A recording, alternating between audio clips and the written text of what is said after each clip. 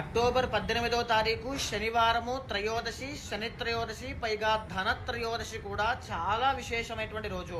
ఆ రోజున ప్రతి ఒక్కరూ కూడా సాయంత్రం వేళ మీ ఇంట్లో సింహద్వారం దగ్గర కుడివైపు రైట్ సైడ్ ఖచ్చితంగా గోధుమ పిండితో తయారు చేసినటువంటి ప్రమిదలో ఆవు నెయ్యి వేసి దీపం వెలిగించండి.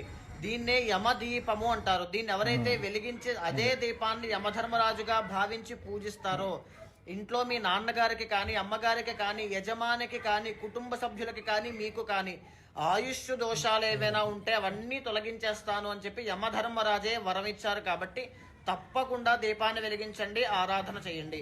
ఇక ఎడమ వైపున అదే రోజున సాయంత్రం వేళ రాగి చెంబు కానీ, రాగి బింది కానీ తీసుకుని అందులో నీళ్లు వేసి ఉత్తరేణి ఆకులు, తులసి ఆకులు వేసి ఆ బిందినే ధన్వంతరి స్వామిగా పూజించడం వల్ల ఇంట్లో దీర్ఘకాలిక ఆరోగ్య సమస్యలు రాకుండా ఇంటెల్లపాది ఐశ్వర్య